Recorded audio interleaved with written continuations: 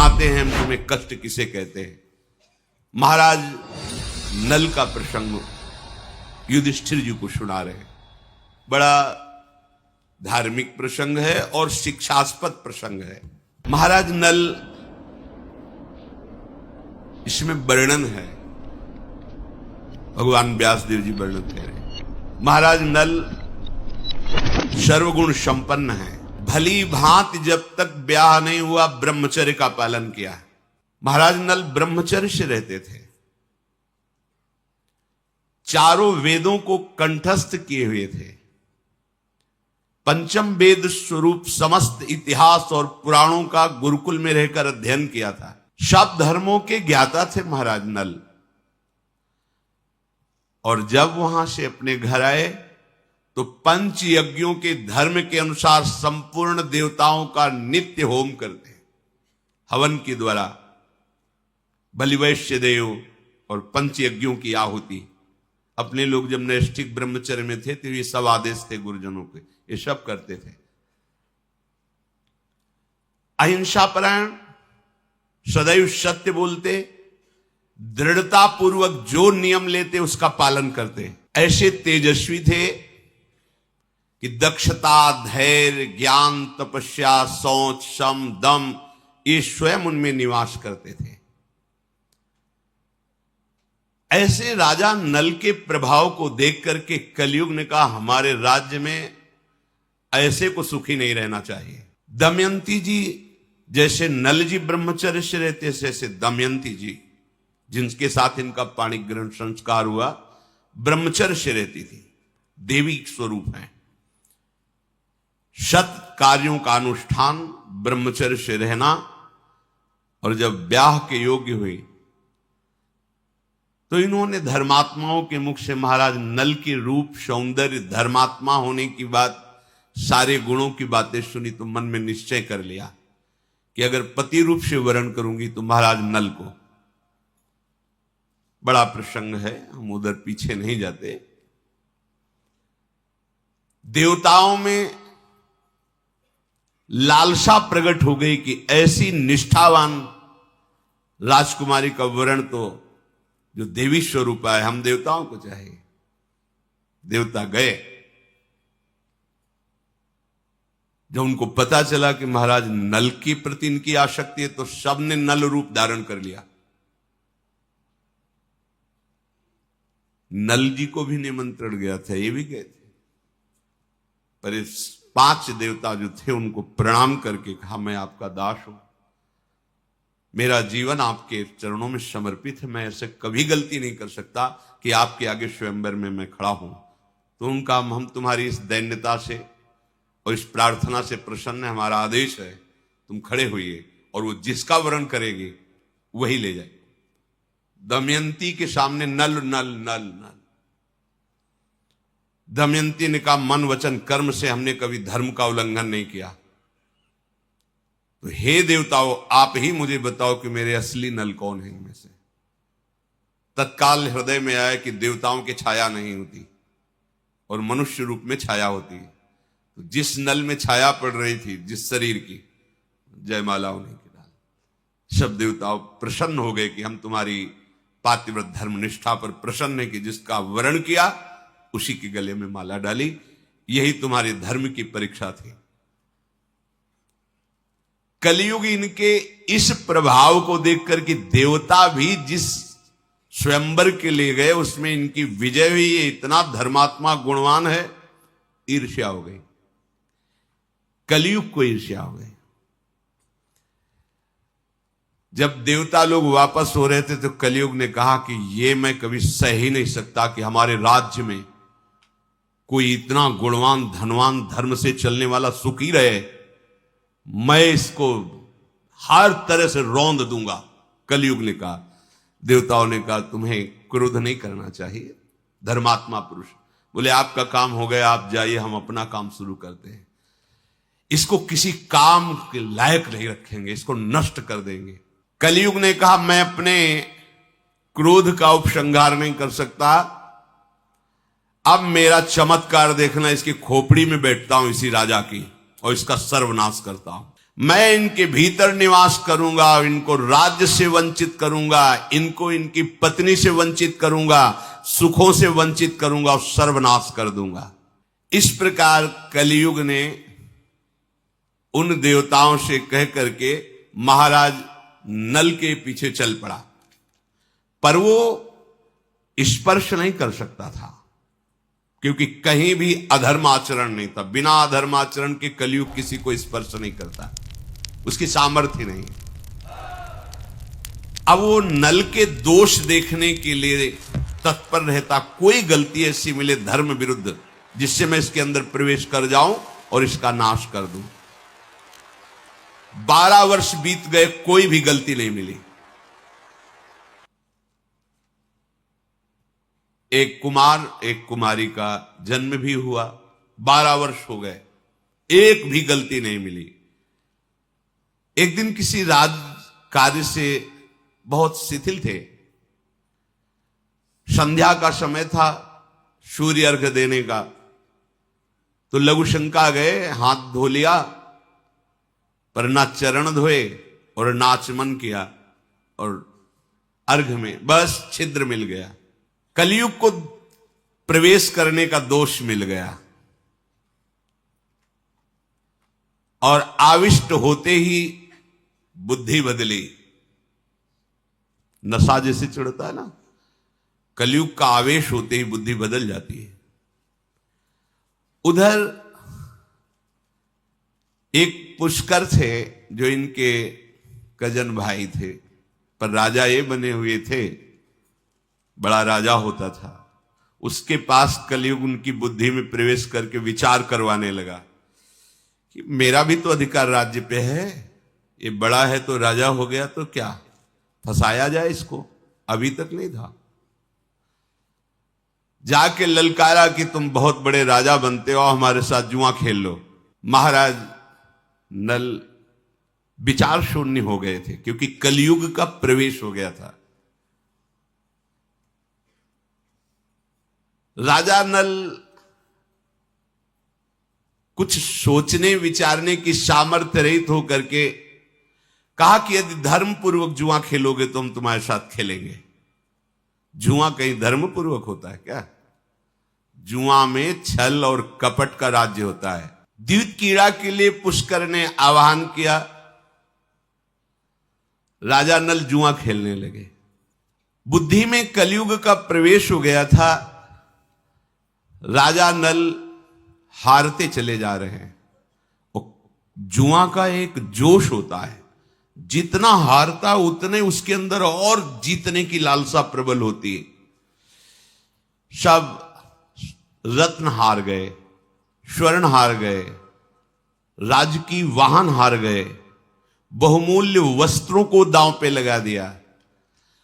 कुछ भी अब ऐसा नहीं दिखाई दे रहा है कि जो लगाए, महल भी दांव में लगा दिया।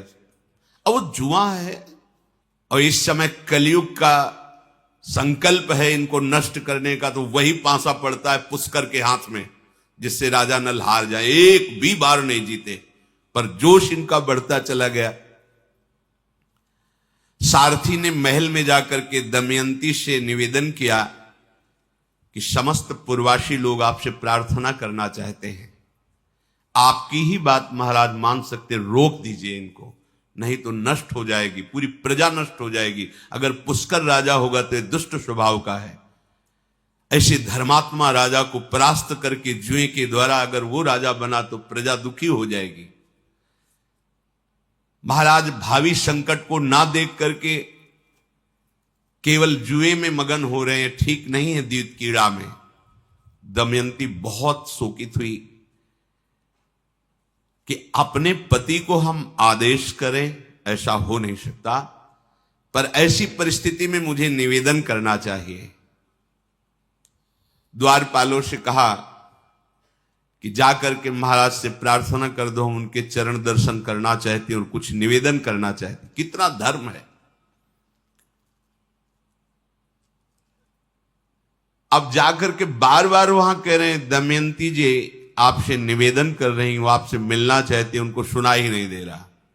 बस पांसे पे मनोवृत्ति लगी, हारने पे। दमयंती ने देखा कि महाराज तो उन्मत्त हो गए हैं, असावधान हैं। भय और शोक दोनों का त्याग कर अपने पति का हित करना पत्नी का परम कर्तव्य होता है। अगर महाराज का सब कुछ छीन गया तो महाराज संकट में पड़ जाएंगे, इसलिए अब मुझे ये मर्यादा नहीं रखनी चाहिए कि वो आदेश दे तब उनके पास जाएं।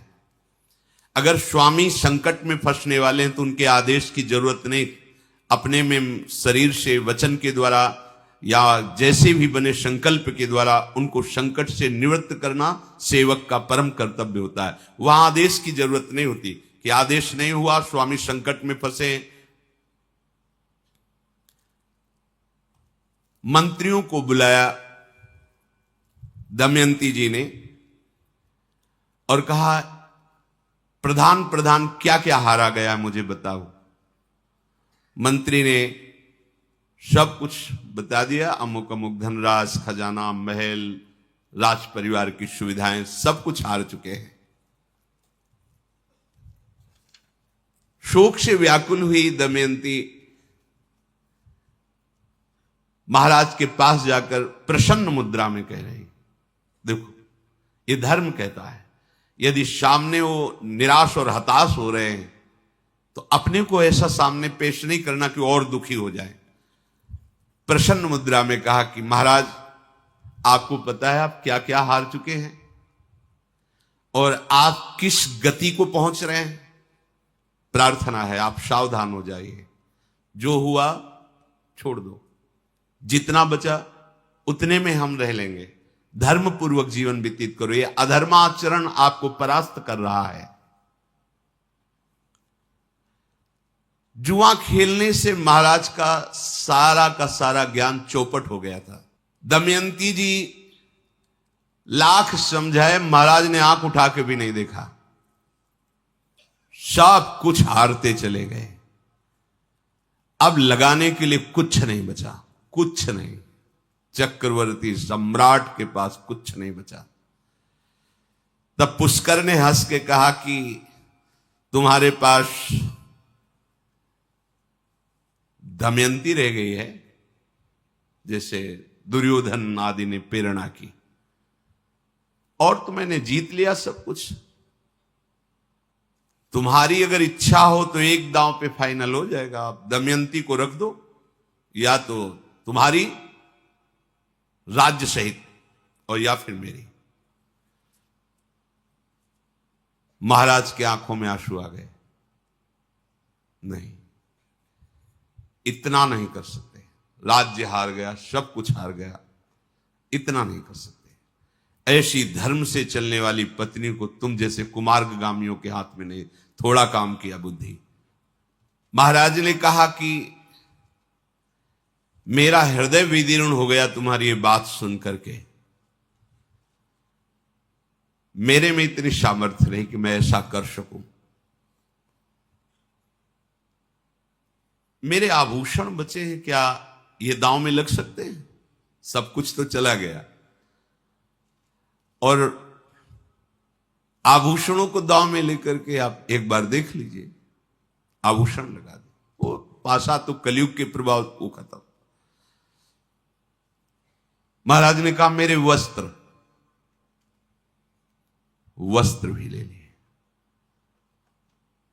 बड़ा विचित्र भगवान का खेल, इतना ज्ञानी, इतना संयमी राजा, और कलयुग प्रवेश कर गया तो कहां कुछ नहीं, दिगंबर कपड़े उतरवा लिए और आदेश किया इसी वक्त हमारे राज्य की सीमा के बाहर निकल जाइए। पुष्कर ने दमयंती जी के शरीर पर कोई आभूषण नहीं होगा, एक वस्त्र का आदेश करते हैं और तुम ऐसे निकलो राज्य से बाहर। पूरी प्रजा में हाहाकार। महाराज नल 3 रात 3 दिन चलने के बाद उस नगर की सीमा के बाहर जंगल में पहुंचे। पुष्कर ने घोषणा करवा दी, महाराज नल को जो कोई भी पानी, भोजन, वस्त्र देगा उसे मृत्यु दंड दिया जाएगा। राज्य में कोई भी पानी, भोजन, वस्त्र भी नहीं देगा।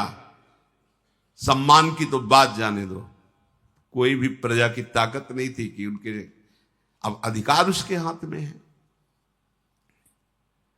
पुष्कर के वचन के अनुसार कोई भी पूर्ववासी थोड़ा भी सहयोग नहीं किया। किसी सरोवर में जल लेकर के 3 रात्रि 3 दिन बराबर चल करके वो जंगल में वहां पहुंचे। भूख से पीड़ित हैं, राजा रहे हैं। कुछ कंदमूल फल जुटाए, दमयंती जी उनके पीछे पीछे चल रहे हैं। दमयंती जी ने समझ लिया था कि जो बुद्धि शास्त्र विरुद्ध चलती वो सर्वनाश करा देती है। तो अपने कुमार और कुमारी को महाराज के सारथी से कहा कि तुम हमारे मायके में ले जाकर के इनको दे दो, और ये महाराज का दिव्य अश्व है, इसकी सुरक्षा की जाए। कभी समय आएगा तो हो सकता है महाराज की सेवा में, और तुम गुप्त रूप से रहना। तुम महाराज के सारथी हो, महाराज के समान बुद्धिमान हो, तुम अपने को प्रकाशित मत होने देना कि महाराज नल के सारथी हैं, और हमारी पुत्री और पुत्र को हमारे मायके में कुंडनपुर।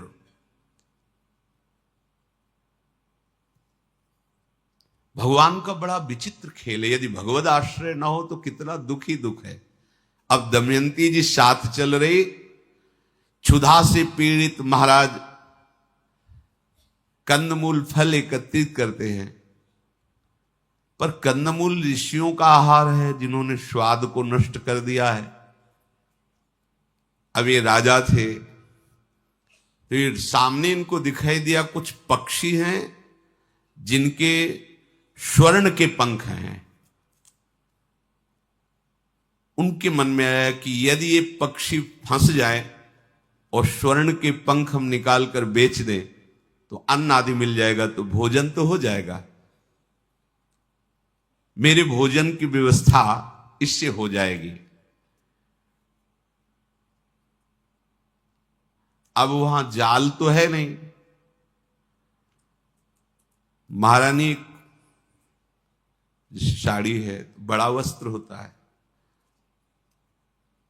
काट करके उसको से उन पक्षियों के ऊपर बैठे हुए थे, फेंका। वो पक्षी नहीं थे, वो पांसे थे जो पक्षी रूप में आकर आकर्षित कर रहे थे। वो आधा वस्त्र उड़ा करके ले गए और कहने लगे, खोटी बुद्धि वाले नरेश, जो धर्म का त्याग कर देता है उसको मैं पग पग पर दंड देता हूं। मैं कोई पक्षी नहीं हूं, मैं पुष्कर के हाथ का पासा हूं जो पक्षी बनकर आपको धोखा देने आया था। ये महाराज युधिष्ठिर को प्रसंग सुनाया जा रहा है, भगवान व्यासदेव जी ने रचना की। अब मुझे चैन मिल रहा है, आप इतने कष्ट में हो, अब अच्छा लग रहा है। महाराज नल ने दमयंती से कहा, तुम सती हो, साध्वी हो, देखो मेरा ना तो क्रोध काम करेगा ना बल काम करेगा, क्योंकि मैं बलहीन हो चुका हूं, क्षुधा पीड़ित हूं। पता नहीं मेरा जीवन अब किस तरफ जाएगा, मुझे कुछ पता नहीं है। मेरी प्रजा भी भयभीत है और मुझे कोई आदर नहीं देगी। देखो मैं इतना निर्बल हो गया कि वो वस्त्र भी पक्षी ले जा रहे, मैं उनको रोक नहीं पा रहा। आज हमारे जीवन में ऐसी परिस्थिति आ गई है, मेरी चेतना लुप्त हो रही है। मैं तुम्हारा पति हूं और तुम्हारा मित्र भी हूं, इसलिए एक तुम्हें बहुत हित की बात बता रहा हूं। ये जो मार्ग जा रहा है ये दक्षिण की दिशा की तरफ है। इसके आगे एक ऋक्षवान पर्वत है, उसे लांग करके जाना। वहां एक अवंती राज्य है, वहीं एक बिंद पर्वत दिखाई दे रहा है। वहां पयोष्णी नदी है, बड़े बड़े महर्षियों के आश्रम हैं। वहां महर्षिगण सुंदर सुंदर फल आदि की पहचान भी जानते हैं, तो वहां जाकर कुछ दिन रुकना उनकी सुरक्षा में, और फिर वहां से विदर्भ देश का राज्य का मार्ग वो तुम्हें बता देंगे। तुम उस मार्ग से जाकर के अपने मायके में चले जाना। एकाग्रचित होकर मैं तुमसे तुम्हारी हित की बात कहता हूं। अब मेरे जीवन का तो क्या भरोसा, कहां जाएगा, क्या होगा, कैसी परिस्थिति होगी। दमयंती जी विकल होकर के बोली कि मैंने सुख का वर्ण नहीं किया, मैंने किसी राजा का वर्ण नहीं किया, मैंने आपको वर्ण किया है। और आपको वर्ण किया है तो आप जिस परिस्थिति में हो मैं आपके साथ हूं। उनका हृदय बहुत व्यथित हुआ। कहा महाराज, राज्य छिन जाने पर, धन नष्ट हो जाने पर, अपमान होने पर भी मुझे उतना दुख नहीं हुआ जितना आपके वचन सुनकर दुख हुआ। आप मुझे अलग करने की बात करते हैं, मुझे असहाय बनाना चाहते हैं। अभी मैं असहाय नहीं हूं, आपके साथ हूं। तो महाराज, चाहे जैसी परिस्थिति में आप हों, जब आप थके होंगे, निराश होंगे, तो हम आपके चरण दबाकर आपको वाणी के द्वारा सांत्वना देंगी, आपका उत्साह वर्धन करेंगी। आप मुझे छोड़िएगा नहीं। सबसे बड़ी चिकित्सा वचन चिकित्सा होती है। दवाइयां तो होती है, लेकिन किसी को अगर उत्साह बढ़ा दिया जाए तो ये सबसे बड़ी दवा होती है। कोई कितना भी बड़ा रोग हो, अगर उसका मानसिक उत्साह बढ़ा दिया जाए तो रोग को ऐसे साधारण समझकर सह लेगा, और मानसिक स्तर गिरा दिया जाए तो स्वस्थ पुरुष भी रोगी हो जाएगा, स्वस्थ पुरुष भी। दमयंती जी ने कहा, मेरा वचन और मेरा सहयोग आपको सदैव प्रसन्न रखेगा, इसलिए आप मुझे त्यागिए मत। नल ने कहा, तुम जैसा कहती हो अक्षरशः ठीक है।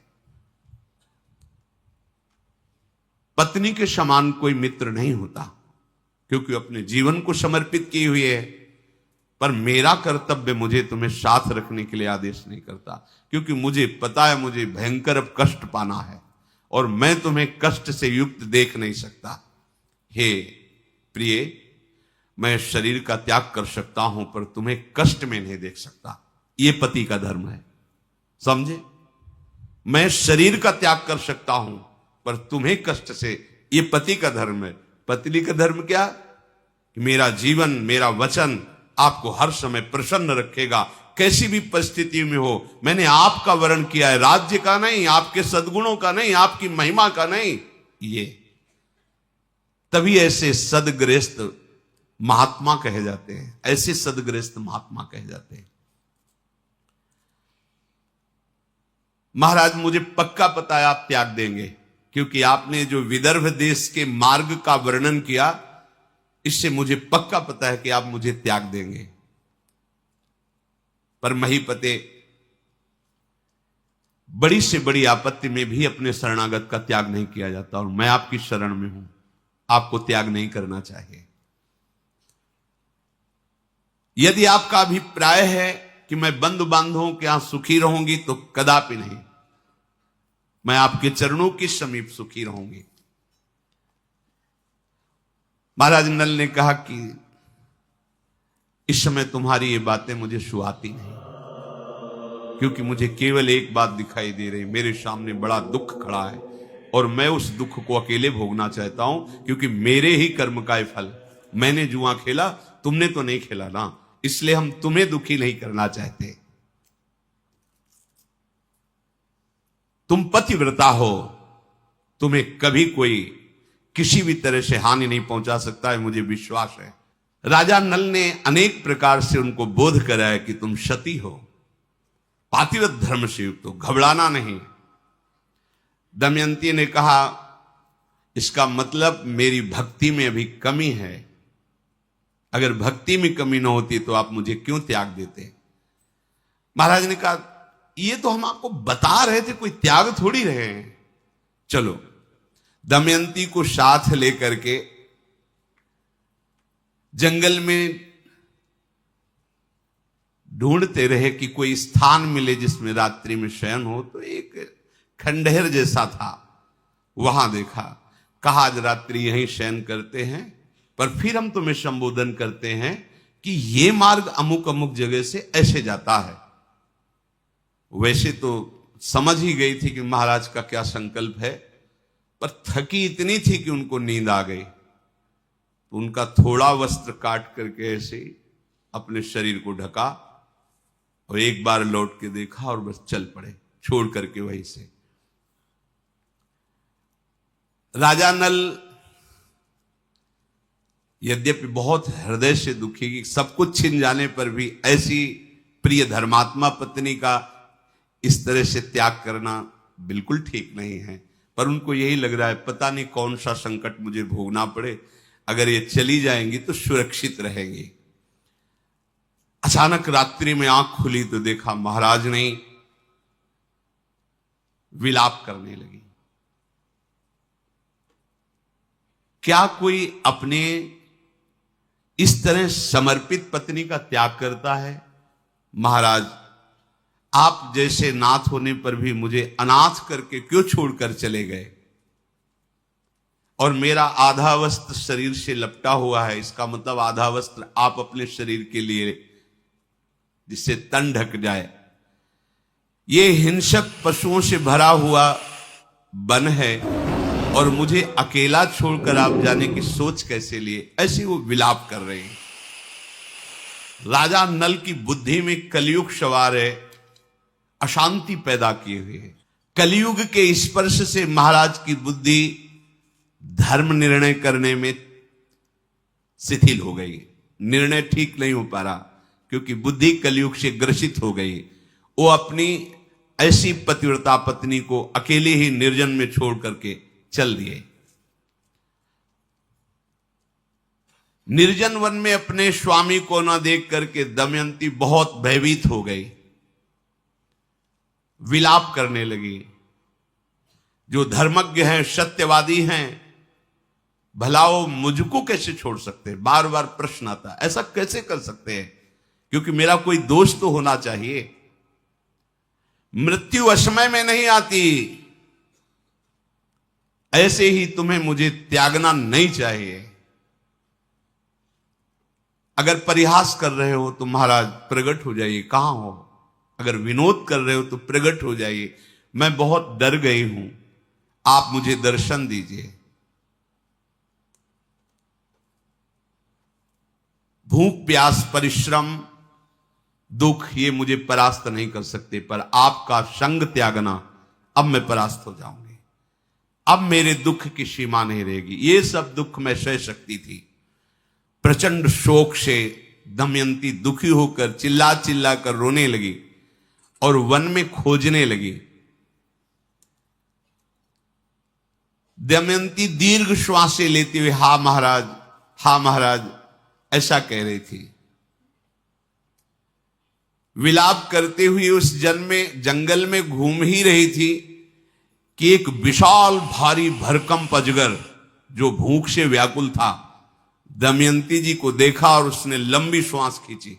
जो जंगल में बड़े बड़े अजगर होते हैं वो दौड़ के नहीं खाते हैं, मुंह फैला दिया और श्वास खींची, जैसे प्रबल तूफान से कोई भागता चला जाए, ऐसे उनकी वायु के आकर्षण से वो उनके मुख तक आ जाता है। विशाल अजगर होते हैं। चक्कर काटती हुई दमयंती उसके मुंह के समीप आ गई। उसकी ऐसी खींच हुई कि बेसुध होकर चक्कर काटती हुई उसके मुख के समीप आ गई और वो निगलने की चेष्टा करने लगा। विलाप करती हुई कहने लगी कि यही उचित है, आपसे वियोग होने पर इस शरीर का नष्ट हो जाना ही ठीक है, क्योंकि आज मैं अनाथ हो गई आपके बिना।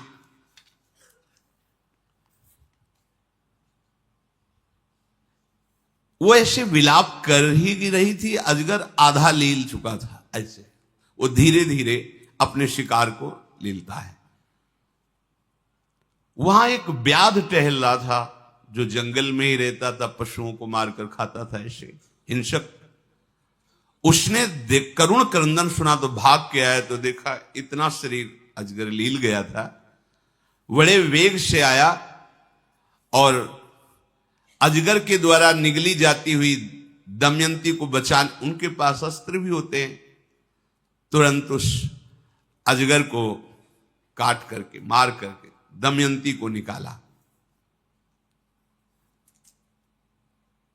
दमयंती से कहा आप चिंता मत करो, अब आप स्वस्थ हैं, वो मारा जा चुका है अजगर। तुम किस प्रकार से इतनी सुंदरी होते हुए इस जंगल में कैसे? दमयंती ने संक्षेप में अपना वृत्तांत सुनाया। विदर्भ कुमारी दमयंती के आधे वस्त्र से शरीर ढका था, आधा महाराज ले गए थे। और इतनी सुंदर देवता जिनके वर्ण करने के लिए, तो फिर व्याध कामातुर होकर के उनसे बात करने लगा दमयंती जी से। दमयंती जी जैसे बालक को समझाती है, ऐसे कहा कि देखो मैं आपकी भावना को देख रही हूं, तनिक भी दूषित भावना मत करना हमारे प्रति। बड़ा तुम्हारा उपकार हुआ जो तुमने इस शरीर को बचाया, पर इस शरीर पर काम भाव मत कर लेना। जानते हो मैं पतिव्रता हूं, पहली बार जो तुमने हमारा स्पर्श किया वो बचाने के लिए किया था, इसलिए तुम्हारा मंगल नहीं हुआ, नहीं मेरे छूने मात्र से तुम्हारा मंगल हो जाएगा। अब वो व्याध बेचारा क्या जाने पतिव्रता, क्या जाने भागवतिक बातें। दमयंती ने कहा बस एक कदम भी आगे नहीं। वाणी के द्वारा रोकने पर भी वो व्याध अत्यंत आविष्ट हो गया। कोआ मदांधो मदना तो रोआ, अंधों में अंधा कौन है, अर्थात सबसे बड़ा मदांध कौन है? बोले जिसे काम चढ़ गया है, काम वेग आ गया, वो ये नहीं देखता है क्या करना चाहिए क्या नहीं करना चाहिए, कोई देखता है कि नहीं देखता, पाप है कि पुण्य, कुछ। कोआ मदांधो मदना तो रोवा। जे ही आगे कदम बढ़ाया, उन्होंने फिर कहा शांत हो जा और वापस हो जा, स्पर्श मत कर लेना। पर वो समझने की बुद्धि खो चुका था, स्मृति नष्ट हो जाती, बुद्धि भ्रष्ट हो जाती जहां काम का आवेश होता है। आगे बढ़कर जो ही दमयंती का स्पर्श करने को किया, दमयंती जी मन में संकल्प किया अपने पति के सिवा आज तक हमने कभी किसी को अगर काम भाव से चिंतन भी नहीं किया है, तो वही प्रताप हमारी रक्षा करे। जे ही ऐसा कि उसके शरीर में जैसे पेट्रोल डाल के आग लगा दी गई हो, ऐसे आग लग गई, देखते देखते जलकर भस्म हो गया। कोई शाप नहीं दिया, कोई चेष्टा नहीं की, यह है पतिव्रता की सामर्थ्य। अगर मन वचन कर्म से मैंने कभी किसी के प्रति गंदी भावना नहीं की, तो मेरी वही भावना मेरी रक्षा करे। तत्काल उस व्याध के शरीर में आग लग गई और देखते देखते भस्म हो गया।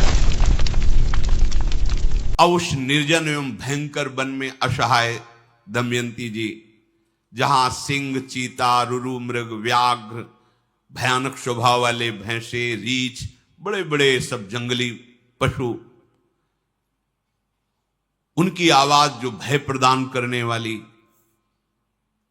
वृक्षावलियों की पंक्तियां, सेमल, जामुन, आम, खैर, शाखू, बेत, पद्म, कांवला, पाकर, कदम्ब, गूलर, ये बड़े बड़े वृक्षों की, जहां ऐसे भयानक पशु, ऐसे वृक्ष। अब अपने को छुप छुप करके उन पशुओं से बचाते हुए विदर्भ राजकुमारी अकेली ढूंढ रही हैं, कहां है महाराज नल। पति का विरह संकट हृदय में जला रहा है। एक गुफा थी, उसमें बैठ करके विचार करने लगी कि शायद मेरे ही किसी कर्म का फल ऐसा उदय हुआ है कि जो मुझे भोगना पड़ रहा है अपने पति से विलग होकर। पर जिस मार्ग को मेरे पति ने आदेश किया है, मेरा कर्तव्य बनता है उसी मार्ग में चलना।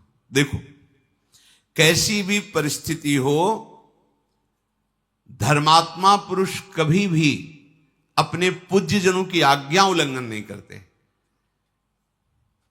मन में विचार किया कि अगर उन्होंने छोड़ा तो उसके पहले मुझे मार्ग भी बताया कि इस मार्ग से जाना है। उस मार्ग में वो भयभीत होते हुए चल रहे। कितना कष्ट आता है जीवन में, देखो अपने छोटे छोटे कष्टों में उब जाते हैं। चक्रवर्ती सम्राट की ऐसी सुखद महल में रहने वाली महारानी, ऐसी परिस्थिति की तन ढकने के लिए पूरा वस्त्र नहीं, कोई अस्त्र शस्त्र नहीं, कोई पास नहीं, ऐसा भयंकर जंगल। जो प्रीतम पति हैं उन्होंने भी उनको छोड़ दिया है।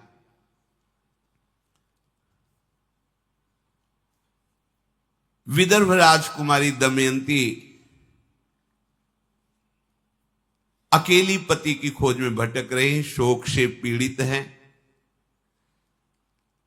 और वन से प्रार्थना कर रही कि मुझे साहस दीजिए। आप सब चैतन्य घन हैं, जरूर वृक्ष रूप में हैं, लेकिन मुझे साहस दीजिए कि मैं अपने पति के बताए हुए मार्ग पर चलूं। विविध धातुओं शिलाखंडों को पार करती हुई आगे बढ़ने लगी। जब कोई धर्मात्मा पुरुष संकट में होता है तो भगवान अपने आप कोई न कोई व्यवस्था कर देते हैं। लगातार कुछ रात्रि और दिन बराबर चलती रही। वहां देखा कि बड़े तपस्वी जन विराजमान हैं, साधु महात्मा जो एकांत तपस्या करते हैं। वो उनमें से कुछ केवल जल पीकर रहते हैं और केवल कोई वायु पीकर के रहते हैं। कुछ ऐसे हैं जो सूखे पत्ते खाकर रहते हैं। वो वलकल की लंगोटी, वृक्षों की छाल की लंगोटी लगाए। ऐसे तपस्वी महात्माओं से भरे उस आश्रम को देखा तो दमयंती के हृदय में शीतलता हुई। साधुते होए न कारज हानि। तपोवृद्ध महात्माओं के समीप जाकर उनको सिर रख करके प्रणाम किया और विनीत भाव से खड़ी हो गई। तपस्वी महात्माओं ने कहा, देवी तुम्हारा स्वागत है, आप निर्भय होकर के विश्राम कीजिए। आप हमें बताइए कि हम आपका कौन सा कार्य सिद्ध कर सकते हैं जिससे आप सुखी हो सकते हो। दमयंती ने उनसे कहा, भगवान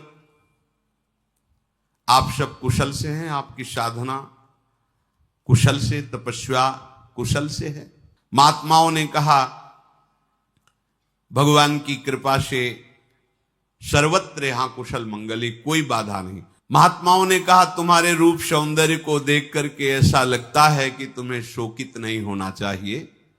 तुम देवी हो, धैर्य धारण करो। उन्होंने पूछा कि आप यहां जंगल में अकेली कैसे? तो विस्तार पूर्वक अपनी बात बताई कि विदर्भ देश में भीम नाम से प्रसिद्ध एक भूमिपाल हैं, उन्हीं की मैं राजपुत्री हूं। निषद देश के राजा संग्राम विजयी महाराज नल मेरे पति हैं, जो सदैव धर्म का पालन करते हैं, ब्रह्म ऋषियों का आदर करते हैं। पर आज वो जुआ खेलकर अपना सर्वस्व हार गए हैं और वो बहुत दुखी होकर हमें त्याग करके वन में भटक रहे हैं। तो मैं उनकी खोज करते हुए उनके बताए हुए मार्ग से चल रही हूं। क्या आप बता सकते हैं कि मेरे महाराज नल कहां हैं, कैसे हैं? क्या आपने देखा है या किसी पशु आदि के द्वारा आक्रमण करने पर वो घायल हो चुके हैं, दुखी हैं? अगर आप कृपा करके मुझे महाराज नल के दर्शन करवा दें तो मेरी हृदय को जो प्रसन्नता होगी वो किसी और आशीर्वाद से नहीं होगी। मैं उन महापुरुष के बिना अपना जीवन धारण करना व्यर्थ समझती हूं। ऋषियों ने कहा, कल्याणी मैं तपोबल से सब कुछ देख रहा हूं। महाराज को ना किसी पशु ने छुआ है और ना कोई उनके अंगों को कोई कष्ट पहुंचा सकता है, क्योंकि धर्मात्मा पुरुष हैं। अभी तो दर्शन तुम्हें नहीं हो सकता, पर तुम इंतजार करो, तुम्हारे पति तुम्हें प्राप्त होंगे, सारे दुख मिटेंगे, संपूर्ण राज्य मिलेगा। बीच में अभी कुछ समय है, उसको तुम सहो। क्योंकि जो धर्म का आदर करता है उसका कभी नाश नहीं होता। धर्मो रक्षति रक्षिता। राजकुमारी दमयंती, हम लोग अग्निहोत्र और आश्रम में रहकर तपस्या करते हैं, ये हमारी कृपा से तुम हमें देख पा रहे हो। अभी तुम्हारे देखते देखते सब अंतर ध्यान हो जाएगा, ना आश्रम रहेगा ना ऋषि रहेंगे। ये हमने प्रकट किया है केवल तुम की दर्शन करके संतुष्ट हो चुको। ये हम प्रकट में नहीं हैं, हम सब अव्यक्त महात्मा हैं। ये आश्रम नहीं है, ये केवल हमारे संकल्प से प्रकट हुआ है।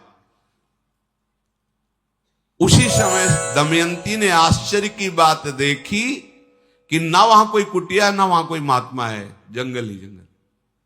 आप समझो, अपने लोग जो भगवत मार्ग में थोड़ा भी ठीक से चल पा रहे हैं, अहंकार मत करना कि अपने से चल रहे हो। जो अपनी परंपरा के गुरुजन हैं, महापुरुष जन हैं, वो हमें अपनी करुणा दृष्टि से देख रहे हैं कि मेरे शरणागत जन हैं, ये मेरे ही आश्रित हैं, उन्हीं के दुलार से हम चल पा रहे हैं, हमारी सामर्थ्य नहीं है।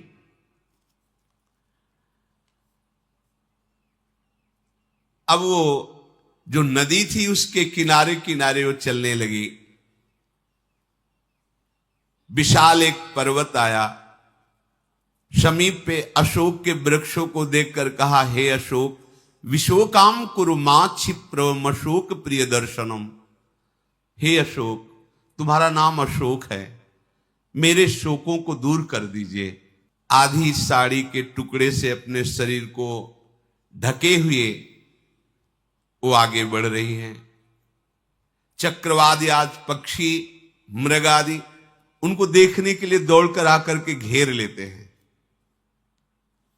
समूह के समूह शोभायमान पक्षी इसलिए उनको घेर लेते कि भयावह जंतुओं का भय न रह जाए, और वो मार्ग में चल रही है। आगे बढ़ी तो एक यात्रियों का दल दिखाई दिया घोर जंगल में।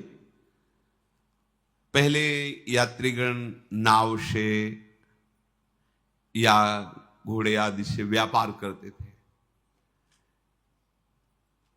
तो एक यात्रियों का समूह जो व्यापारियों का दल था, बहुत से लोग उनके साथ हाथी घोड़े भी, उनमें सब सामग्री लदी हुई थी। उस विशाल समुदाय को देख करके दमयंती जी को साहस हुआ कि चलो, अच्छा कोई तो मिला जिसके साथ हम चलेंगे। पीछे पीछे उनके चलने लगे, यात्री आगे और वो पीछे पीछे अकेली चल रही। व्यापारियों ने एक महान सरोवर पद्म सौगंधिक नाम का, वहां ईंधन भी था, फल फूल भी थे, सरोवर जल पीने के लिए भी था। वहां अपने दल को रोक दिया, वहां पड़ाव डाला गया।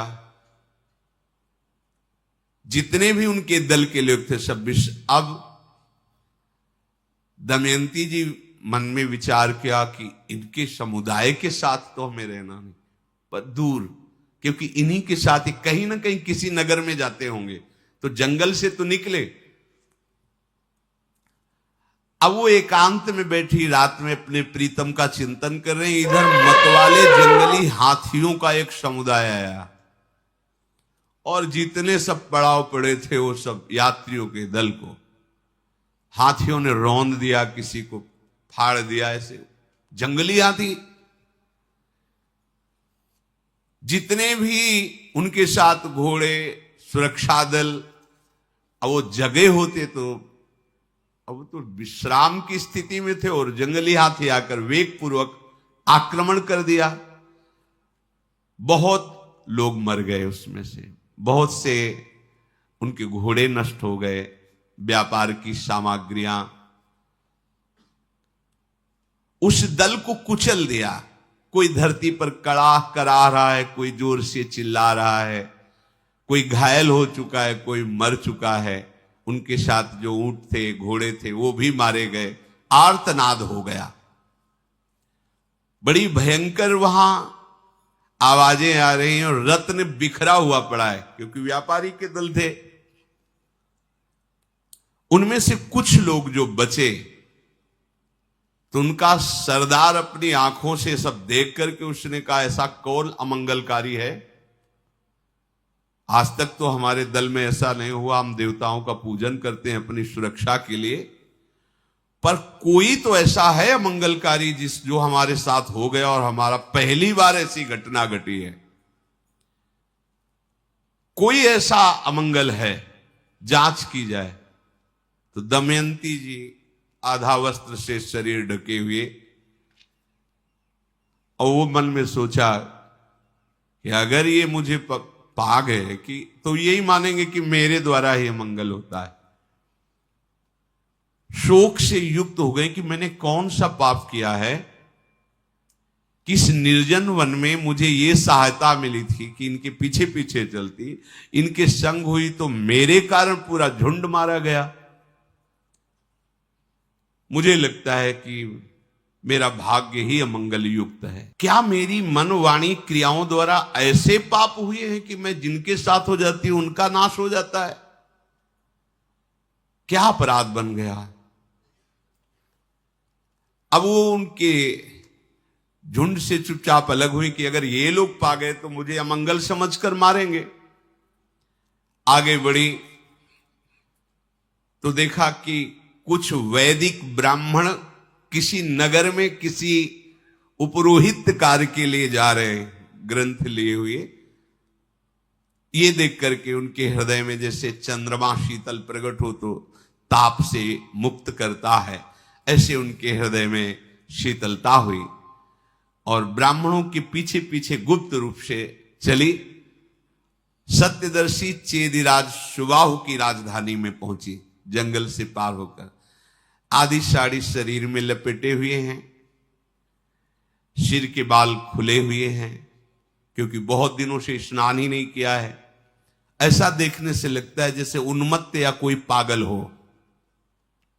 ग्रामीण बालक उन्हें पागल समझकर उनके पीछे दौड़ रहे, खिलवाड़ कर रहे हैं, जैसे सुखदेव मुनि के पीछे कोई कंकड़ मार रहा है, कोई दिगंबर देखकर। आधा वस्त्र शरीर में दमयंती, और स्नान नहीं किया, जंगल में इतना कष्ट पाती, तो ऐसा लग रहा है कोई पागल है। दमयंती जी जब राजमहल के समीप गई तो जन साधारण लोग घेरे हुए थे दमयंती जी को। राजमाता ऊपर से देख रही थी, देखते ही कि ये तो कोई महान भाग्यशाली है। इसके शरीर के चिन्ह ऐसे बता रहे हैं कि ये कोई महारानी कोई साधारण नहीं, पर ऐसी दशा को कैसे प्राप्त हो गई। धाय को आदेश किया, तुरंत जाओ, इन सब लोगों से हटा करके उस युवती को हमारे समीप लाओ। ये जो तंग कर रहे हैं लोग, इनको दूर हटाओ। इसका वेश उन्मत्त जैसा है, परंतु ये विशाल नेत्रों वाली लक्ष्मी के समान सौभाग्यशाली दिखाई दे रही है।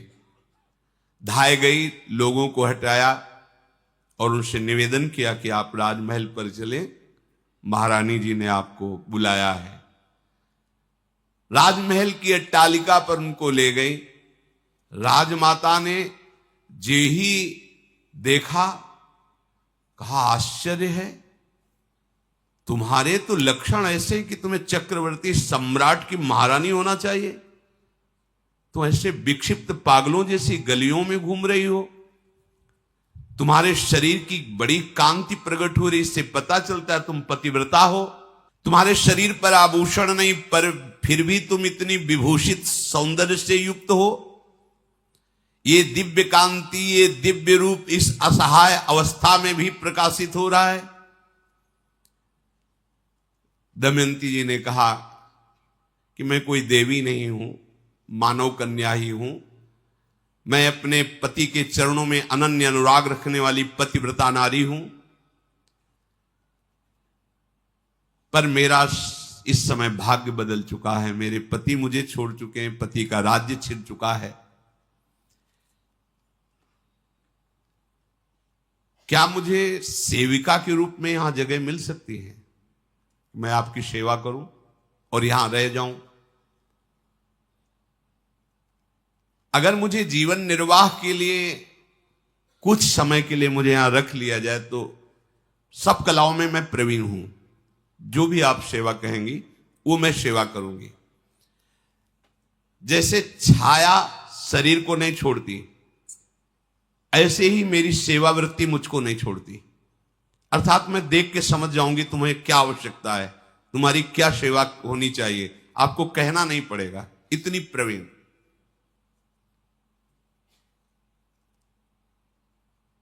इस समय मैं भूख से पीड़ित हूं, मेरे शरीर पे वस्त्र भी ठीक से नहीं है। यदि आप ऐसा कर सके तो आपका बड़ा अनुग्रह होगा।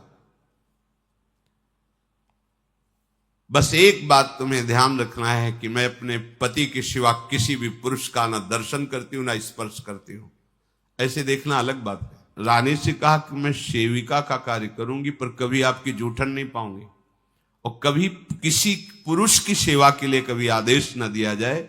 यदि इस तरह मुझे महल में रख लिया जाए कुछ समय तक, तो हमारा समय गिरा हुआ है। आगे जब समय आएगा, जैसा प्रेरणा होगी, फिर हम आगे करेंगे। चलो यहीं विश्राम करते हैं। आगे श्री राधा वल्लभ लाल।